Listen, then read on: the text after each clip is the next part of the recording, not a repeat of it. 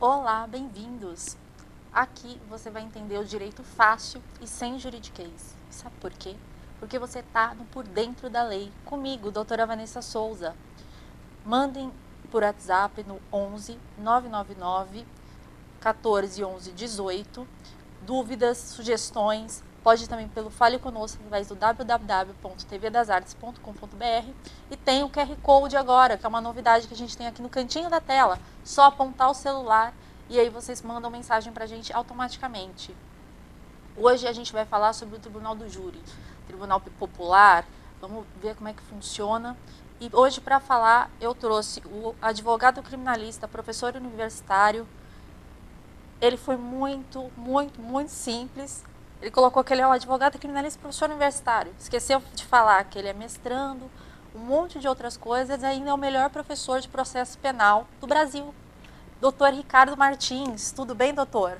Olá, tudo bem, doutora Vanessa? Em primeiro lugar, quero dizer que é uma honra, uma satisfação participar do programa. Discutir Tribunal do Júri, para mim, é uma coisa sempre realmente que chama a atenção e eu estou sempre à disposição, sempre que precisar.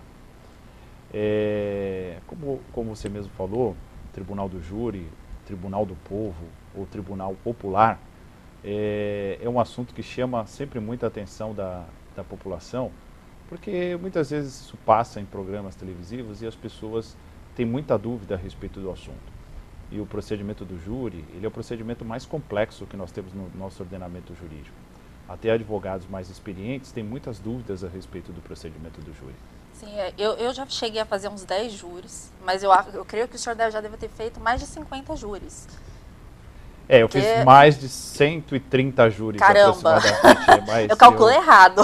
Não, era para ter muito mais júris. Eu acabei me afastando um pouquinho em decorrência da minha dedicação à carreira acadêmica, mas hoje já era para eu ter muito mais sessões plenárias realizadas. E eu sempre costumo dizer, o júri você fica melhor, a cada júri que você faz, você acaba ficando melhor, né? Ficando mais preparado, porque júri, diferente do que as pessoas pensam, doutora, é técnica, né? Sim. Esse negócio de que júri é um teatro, é uma fantasia, isso daí está bem distante. Na verdade, júri é uma questão muito mais técnica do que as pessoas pensam. Existem alguns tipos de júri, né? Dependendo, tem gente que canta, tem gente que dá salto mortal. Eu prefiro sempre a parte mais técnica, né? Eu aprendi assim, né? Seguindo a parte técnica, né, doutor? E o doutor é bem técnico no júri. Eu procuro ser técnico, até porque hoje em dia, doutora, o jurado não é mais aquela pessoa de antigamente, né? Na verdade, as pessoas que eram juradas antigamente eram pessoas extremamente simples. Hoje você vai fazer uma sessão plenária do júri, um jurado é médico, o outro é advogado, outro é psicólogo, outro é professor, então o nível de instrução dessas pessoas principalmente se for na Barra Funda, né? Sim, hoje é bem diferente do que era antigamente, né? Sim. E doutor, vamos começar pelos crimes. Quais são os crimes que são cabíveis no Tribunal do Júri? Então, Vanessa, eu acho que assim, antes de começar a falar sobre júri, o mais importante de tudo, para que qualquer pessoa que tenha curiosidade pelo assunto, ela deve se dedicar um pouquinho a entender os princípios do Tribunal do Júri. Porque se a pessoa entender os princípios do Tribunal do Júri, tudo fica muito mais fácil. A compreensão de todo o procedimento ela acaba ficando muito mais fácil. Tá? De acordo com o artigo 5º, inciso 38 da Constituição Federal, que é considerado uma cláusula pétrea pela maioria dos doutrinadores, o Tribunal do Júri no Brasil ele é pautado por 4 princípios constitucionais. O primeiro princípio é o princípio da competência mínima. Tá? O princípio da competência mínima ele estabelece que no Brasil o júri tem competência para julgar no mínimo os crimes dolosos contra a vida. O homicídio, o infanticídio, a instigação e induzimento ao suicídio e o aborto. Tá? Isso na modalidade consumada ou na modalidade tentada. Tá? Então são esses crimes. E como eu falei, a competência ela é mínima. Isso não impede que outros crimes possam ser julgados pelo Tribunal do Júri, caso o legislador infraconstitucional estabeleça que isso deva acontecer. Por exemplo, eu entendo que os crimes contra a administração pública deveriam ser julgados pelo júri popular, né? Mas me parece que não existe muito interesse do legislador, né, em colocar os crimes contra a administração pública na competência do júri.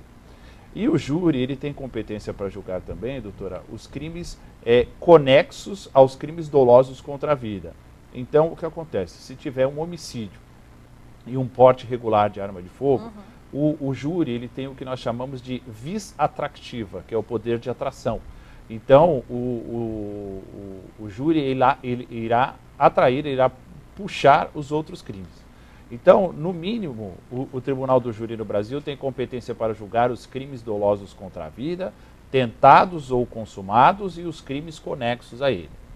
E o segundo princípio do Tribunal do Júri é o princípio da soberania dos veredictos, que estabelece que somente os jurados legalmente convocados têm competência para julgar os crimes dolosos contra a vida.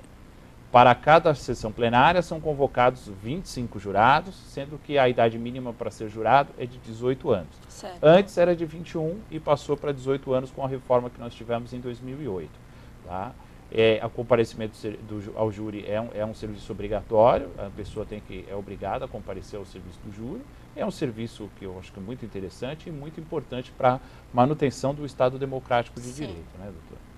E a terceira competência é o que nós chamamos de plenitude de defesa. O júri, os especialistas em júri, eles dizem que, na verdade, o júri não é... o réu não tem o direito à ampla defesa, ele tem o direito à defesa plena, o que seria mais do que a ampla defesa. Porque a defesa no júri ela não fica presa a questões de ordem jurídica apenas. Sim. Então, o júri ele tem questões de ordem social, política, econômica, psicológicas. Então, tudo pode ser sustentado na sessão plenária do Tribunal do Júri.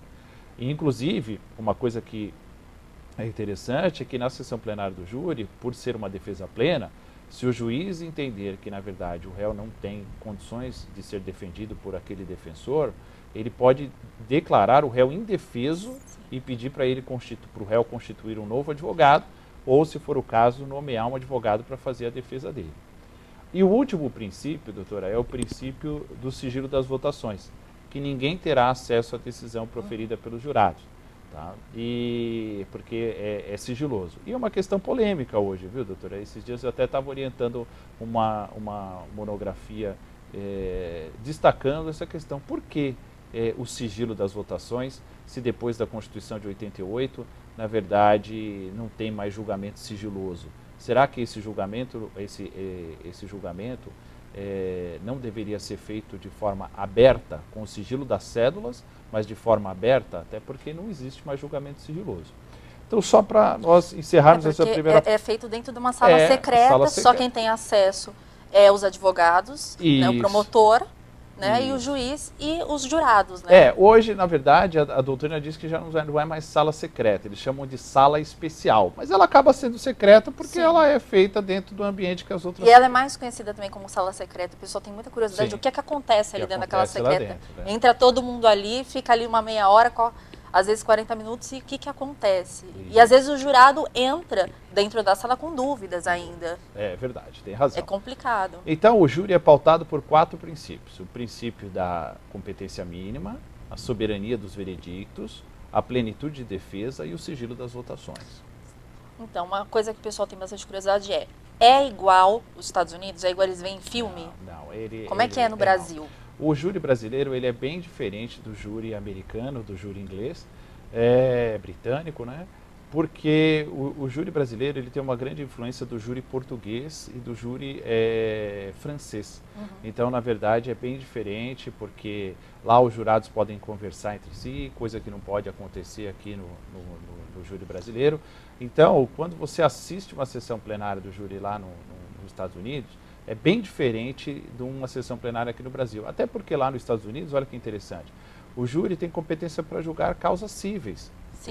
Coisa que não acontece aqui. Já foi assim aqui no Brasil, tá? Quando foi implementado o júri aqui, pelas ordenações do reino, tinha a competência para julgar causas cíveis e criminais. E hoje, né, de acordo com a Constituição de 88, somente crimes dolosos contra a vida podem ser julgados pelo júri. Lá geralmente eles têm também aquela sala secreta ali que eles entram, só que eles podem discutir.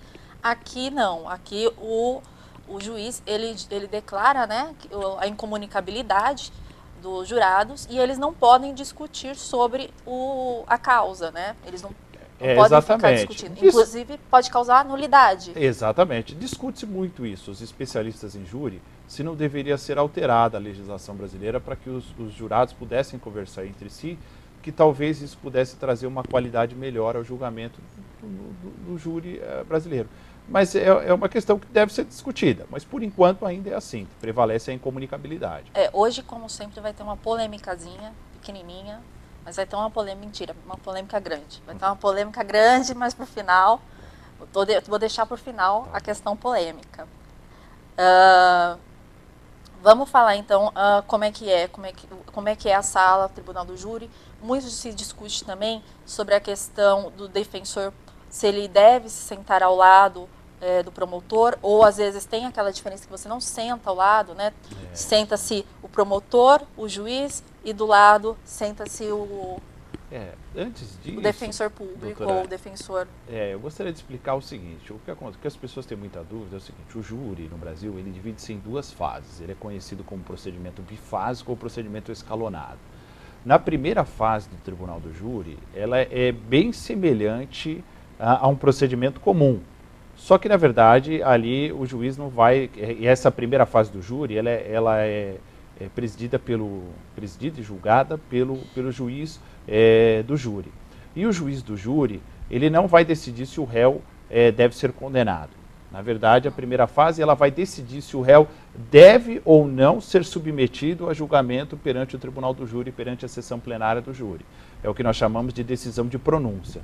Se no final da primeira fase do júri, o juiz verificar que tem prova da materialidade e indícios de autoria, o juiz, então, ele pronuncia o réu, estabelecendo que o réu deve ser julgado na sessão plenária do tribunal do júri. E a primeira fase, ela é similar ao processo ordinário comum. Exatamente. Né? Ela é similar. Só com essa diferença de que no final não tem a sentença. A sentença, no caso, tem, né?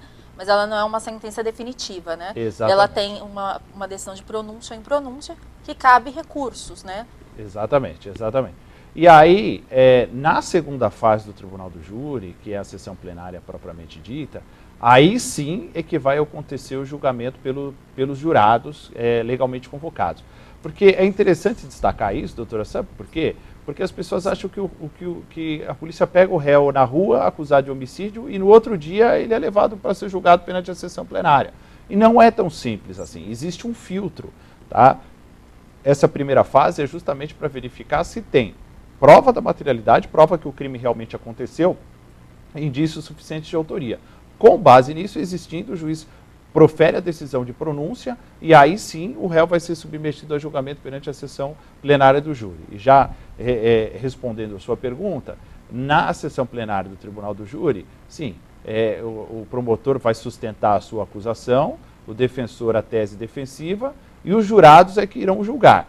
E o juiz ele vai proferir uma sentença de acordo com a decisão dos jurados. E sim, é polêmico, sim, doutora, pelo fato de, historicamente no Brasil, o promotor de justiça se sentar ao lado do juiz de direito. O que, na minha opinião, sim, um singelo professor de processo penal, eu entendo como uma grave inconstitucionalidade, até porque a acusação e defesa estão no mesmo patamar.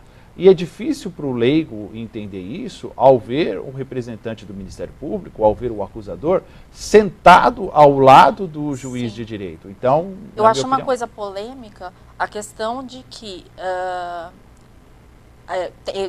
população acha que realmente existe uma hierarquia entre o delegado, juiz, promotor.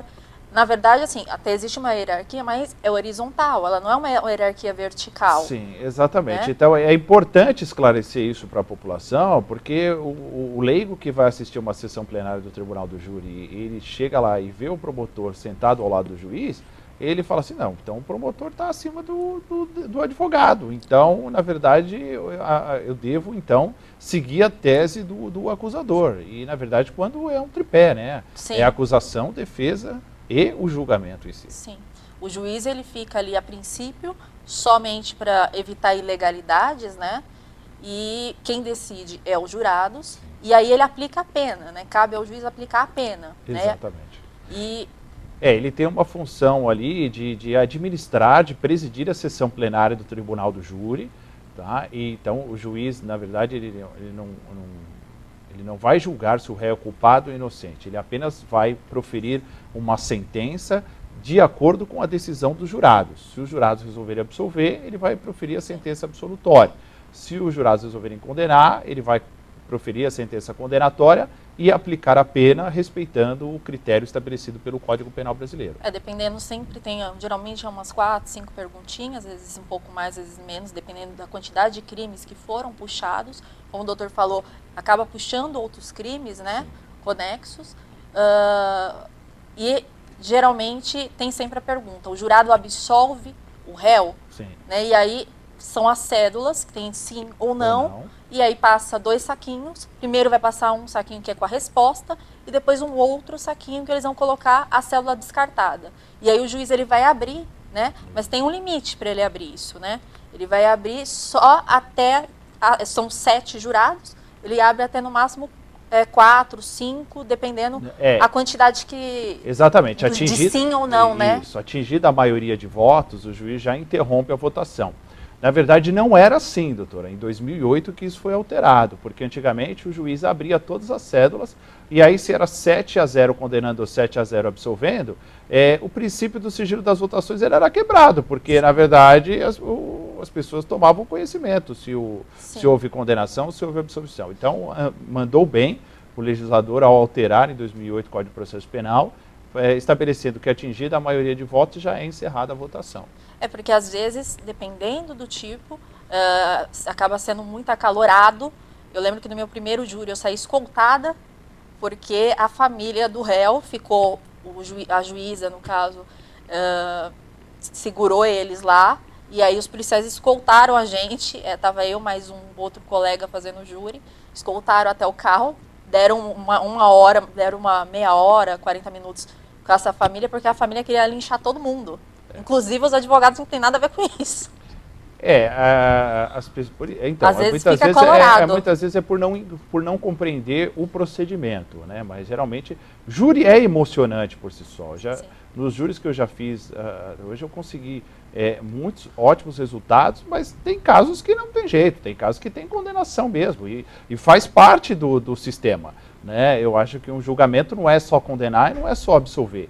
A condenação ou a absolvição ela é consequência de uma série de fatores, de provas, de argumentos, de teses que são sustentadas, mas é difícil, como nós estamos conversando, né? Programas como esse eles servem para esclarecer a população de como funciona o procedimento, porque quando as pessoas entendem qual é o procedimento, fica mais fácil, né? Muitas vezes a revolta, muitas vezes, é por não entender o procedimento. E eu aconselho a assistir um júri alguma vez, né? O júri ele é aberto ao público, né? Todo fórum geralmente tem, aqui no Imbu tem, em Tapicirica, Tabuão, tem na Barra Funda todo dia. E é emocionante, é sempre emocionante um júri, né?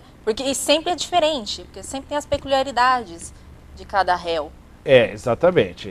Cada caso é um caso, então não existe júri fácil, tá? Júri sempre requer uma cautela muito grande, seja por parte do acusador, seja por parte do defensor, porque por mais técnica que tenha o acusador ou o defensor, nós não sabemos o que se passa na cabeça dos 7 jurados. Sim. Né? Então, por isso que tem que ser tudo muito bem esclarecido. Como eu falei, condenar ou absolver faz parte do sistema, mas é importante que o jurado ele julgue de forma correta de acordo com a sua consciência.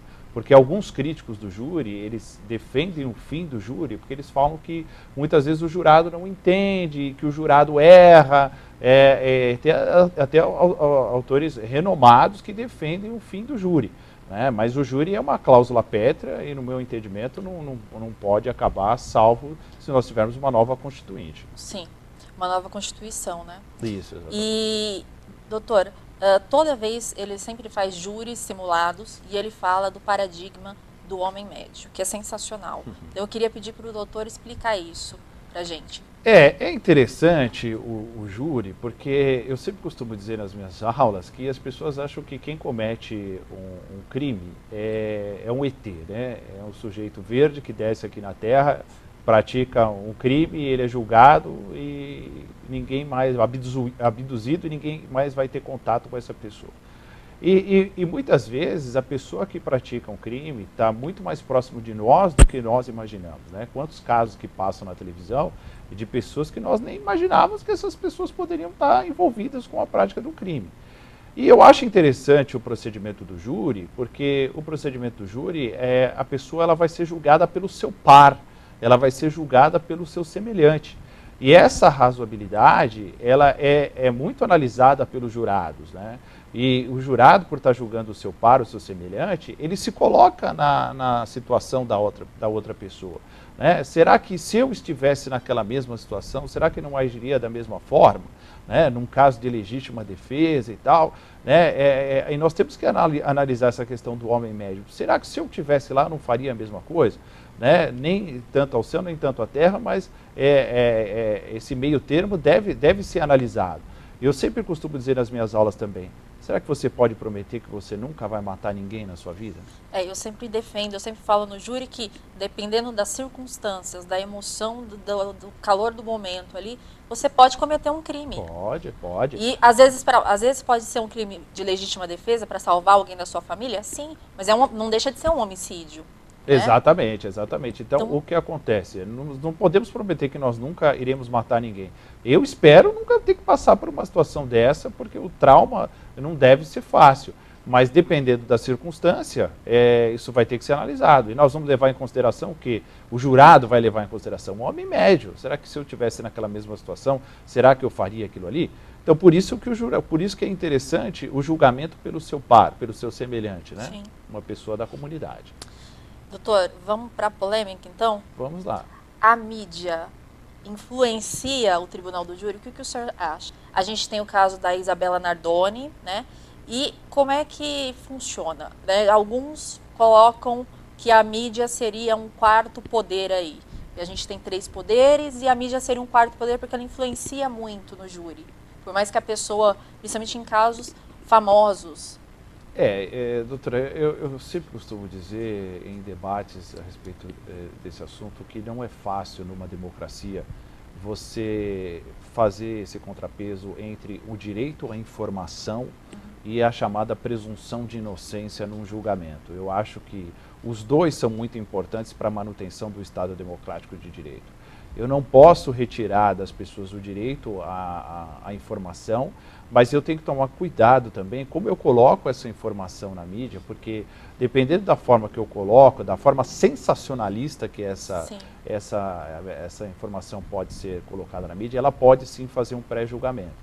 Então eu entendo que deve sim existir uma responsabilidade por parte da mídia no momento dela levar essa informação, evitando esse pré-julgamento, porque a pessoa pode ser acusada do crime mais grave, doutora, e ela pode ser inocente. Quantos casos aí nós não temos contato, que a pessoa depois, quando ela é levada a julgamento, ela é absolvida. Então, doutora, nós tivemos um caso aqui muito interessante em São Paulo, interessante e triste, né, que foi o caso da escola base, que ocorreu um pré-julgamento por parte da mídia e da sociedade de uma forma geral, de que os proprietários da escola teriam então abusado das crianças numa escola infantil, e quando, depois de algumas semanas, eles descobriram que, na verdade, não tinha nada a ver com a história, que, na verdade, a coisa não era bem assim. Então, assim, eu acho que deve haver uma responsabilidade social por parte da mídia, porque sim, doutora, dependendo da forma que a notícia ela é colocada, ela pode influenciar, e influenciar muito no julgamento no tribunal do júri. Às vezes o réu ele já entra condenado sem ter direito de defesa, dependendo da forma que é colocada. Exatamente. Mas lidar também com todos esses meios de informação que nós temos hoje em dia também não é uma tarefa fácil também. E eu também não entendo razoável também tirar das pessoas o direito ao acesso à informação. É o que eu falei, a informação deve existir, mas com responsabilidade. Sim. Já aconteceu alguns casos, né, de mostrar que o criminoso, é criminoso, só que lá, lincharem a pessoa na rua e quando vê não é nada disso. Nada a ver com isso. Então tem bastante casos que às vezes a mídia erra e acaba lesando uma pessoa totalmente inocente, né? E a pessoa não tem nenhum direito de defesa. Doutor, para finalizar, qual o panorama que o senhor faz do júri antes de 2008 e agora? Olha, eu entendo que o júri, a quesitação mais objetiva do júri, com a alteração que nós tivemos no Código de Processo Penal em 2008, ela tornou o júri mais célere, o júri mais justo, no meu ponto de vista, porque o júri ele era mais complexo do que é hoje. Então, eu acho que nós tivemos uma evolução no processo penal. Eu acho que o processo penal, de uma forma geral, no Brasil, ele vem evoluindo bastante. Que pena, doutora, que ele vem evoluindo através de pequenas reformas, quando, na verdade, eu sou um defensor de uma grande reforma do Código de Processo Penal. Porque o Código precisa urgentemente de uma reforma. Eu acho que o legislador perdeu uma grande oportunidade ao aprovar o pacote anticrime, quando, na verdade, ele já deveria ter aprovado uma grande reforma do Código de Processo Penal. Mas eu torço por isso e espero que nos próximos anos aí aconteça essa reforma no Código de Processo Penal. Doutor, fala pra gente agora quais as redes sociais, como que entram em contato com o doutor. Então, na verdade, eu estou pelo Facebook, colocando meu nome lá, Ricardo Martins, vocês vão localizar. No Twitter também, Martins Criminal. Eu também estou, @Martins Criminal, também estou lá no Twitter, postando bastante coisa, no Instagram, Prof. Ricardo Martins. E eu estou sempre postando questões polêmicas para trazer uma reflexão a respeito do direito penal e do processo penal. E eu estou à disposição para quando vocês precisarem. Eu agradeço muito a participação. Quem tiver a oportunidade de ter aula com ele de processo penal, eu super recomendo. É um professor sensacional, apesar de ele ser muito modesto, ele é um professor de processo penal sensacional. E sigam ele no Facebook, que o Facebook dele também gera muita polêmica, também é muito bom, muito bom. Tá? Então, gente, a gente fica por aqui. Sigam a TV das Artes no YouTube, Instagram, Facebook. Me sigam também no Instagram, Vanessa Souza DV. E a gente fica por aqui.